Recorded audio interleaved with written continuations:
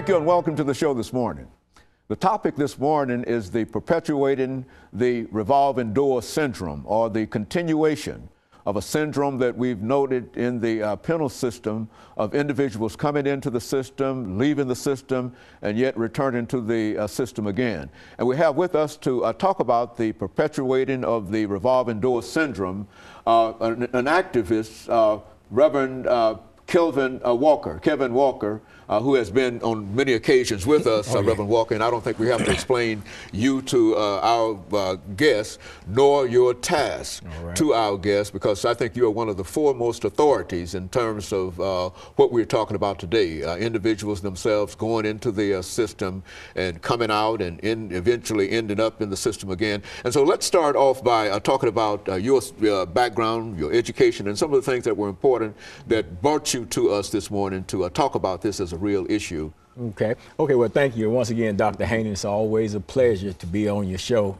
because you are a person that really deal with some real issues, and I appreciate the format that you have out here and make available to us to come on here and talk about these issues. My name is Kevin Walker. I pastor the Hands of God Christian Church. I've been in ministry since 1986. The Lord delivered me from a 17-year drug addiction, and throughout that time of my addiction, I did spend time in the state prison system, came out unrehabilitated, ended up reincarcerated again, and but in '86 God changed all of that and called me from active drug addiction, a lifestyle of crime and all kind of foolishness directly into the ministry. And in that calling, I developed a passion for people that are lost and people that are actually still involved in negative lifestyles. I'm born here in Nashville, Tennessee, educated in the public school systems, spent a little time with TSU, also did some college studies while I was incarcerated until they cut that out in the system, because I guess I was bettering myself. They didn't want that to happen. So they cut that out, and of course under the Trevecca East Campus prison program. But never graduated, don't have any degrees in anything, but basically just a measure of knowledge from a lot of life experiences that I have myself personally. And that brings me to the point, where I am today in terms of wanting to reach out and make a difference, in the world in which I have to live in, and my children have to live in, my grandchildren have to live in, and just trying to make it a better place by addressing and attacking and challenging some of the issues that I believe don't solve problems, but in effect create the problem that it's supposed to be solving. And that's why we, on here today to talk about this particular situation about, perpetuating the revolving door syndrome and dealing with the state prison system. Very good.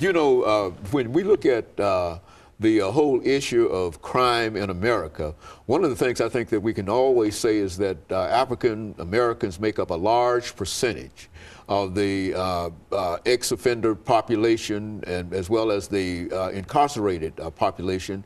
And let's look at some of the reasons that folks have often become involved in so much crime. Well, first of all, it's very frightening when you look at the amount of Black Americans in the country, in America, as in comparison to the numbers that are incarcerated and that are now ex-offenders and the like. But there's not just one single reason for crime in America.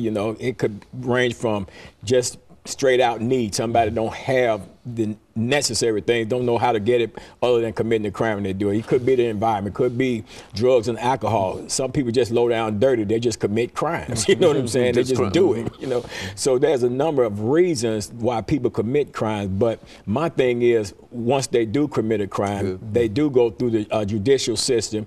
They are adjudicated, they are sentenced, they're tried, sentenced, and they're convicted, and they go into the prison system. Now, the purpose of the prison system is, number one, to punish you for what you did. And I believe if you commit a crime, just like I did, I should have been punished. When I went to prison, I supposed to have been there because I was a criminal with a criminal thought process that dictated that I should be in prison. So there's crime, and then at the same time, there's rehabilitation. So my thing is, if I'm in there for punishment, now, the time served in the prison system will constitute the punishment. Now, what I do while I'm in there, how I spend that time in terms of availing myself to the various programs that's in there, that's what's considered as rehabilitation. Well, the problem is those things oftentimes are overlooked, and we don't get the recognition for the rehabilitation, but it's always about the punishment when it comes to the parole system. And so you believe that we ought to put more, as we get ready for the first commercial break, you believe that we ought to have more emphasis upon rehabilitation more than upon punishment, and that is one of the places that we fall short. It's not that we should have more emphasis on rehabilitation, but we should recognize and acknowledge that aspect of that process more so than we are just the punishment phase, because eventually who goes to prison gets out. Okay, and of course we'll be back with our audience following this very, very short commercial break.